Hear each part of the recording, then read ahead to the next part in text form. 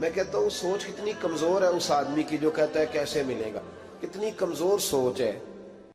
جو رب بیل کو روزی دیتا ہے، بکری کو روزی دیتا ہے، اس زمین اس دھرتی پہ اگر بسنے والا اونٹ بھوکا نہیں سوتا، چلیں یہ تو پالتو جانور ہوتے ہیں، اس دھرتی پر بسنے والی اگر بلی اور کتا روٹی کھا کے سوتے ہیں تو اشرف المخلوقات ہے. تو نے اپنے ذہن میں کیا ٹینشن پال لیا ہے کہ نہیں آئے گا تو مر جاؤں گا، کیا بنے گا، کس طرح ہوگا؟ تو کیوں اتنا پریشان ہو گیا؟ بھائی مالی پریشانی سب سے زیادہ اس بندے نے اوڑھ لی ہے جس کی توکل کی بات کمزور ہو گئی ہے. تو سیدھی توجہ اپنے رب کریم کی جانب رکھ، سیدھی توجہ اللہ کی جانب کر. رب فرماتے ہیں ذمہ تیرا نہیں، ذمہ میرا ہے. لیکن تنخواہ ایک آتی ہے گھر میں. جب ایک بچہ ہوتا ہے تو تب بھی کام چلتا ہے. جب اللہ 2 بچے دے دے پھر بھی اس تنخواہ سے کام چلتا ہے. جب 3 ہو جائیں پھر بھی چلتا ہے. جب 4 ہو جائیں، نہیں آپ نہ بھی بولیں تو بات تو صحیح ہے، بہرحال کام پھر بھی چلے. اسی تنخواہ میں سے جب بندہ بڑے بیٹے کی شادی کر کے بہو بیاہ کے لے آئے تو پھر بھی کام چلتا ہے.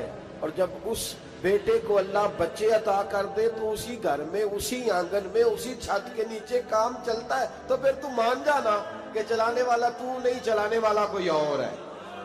پھر تو مان جا کہ چلانے والا کوئی تو اس وقت جب تنخواہ تیری لگی تھی تو کہتا تھا ابا ابھی میری شادی نہ کر، میں بیوی کو کیسے کھلاؤں گا.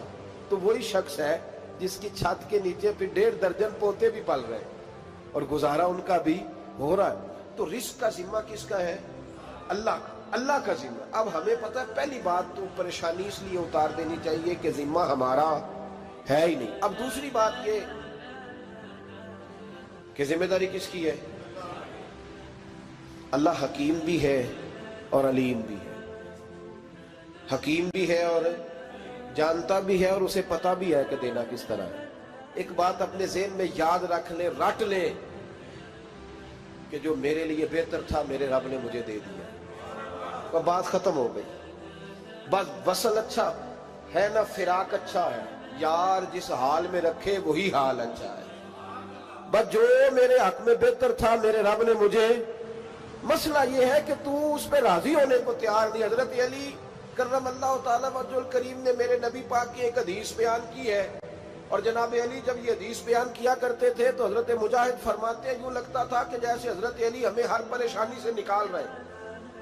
مولا علی شیر خدا رضی اللہ تعالیٰ عنہ فرماتے ہیں کہ مجھے میرے نبی پاک صلی اللہ علیہ وسلم نے ایک طریقہ دیا تھا ٹینشن فری ہونے کا. آپ فرماتے ہیں مجھے تو بڑا راس آیا ہے، تم بھی اگر کر لو گے تو تمہیں بھی فائدہ دے گا. کہا وہ کیا؟ حضرت علی کہنے لگے محبوب علیہ السلام نے فرمایا تھا لوگوں تم اللہ کے دیے ہوئے تھوڑے رزق پہ راضی ہو جاؤ، وہ تمہاری تھوڑی عبادت سے تم سے راضی ہو جایا کرے گا.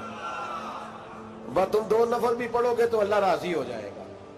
تم 1 رکوع بھی سویرے اٹھ کے پڑھو گے تو وہ راضی ہو جائے گا. وہ تمہارے 313 درود شریف سے راضی ہو جائے گا. تم اس کے دیے ہوئے تھوڑے رزق سے راضی ہو جاؤ. ٹینشن اس لیے ہوتی ہے کہ ہم راضی نہیں جو اس نے ہمیں دیا ہے.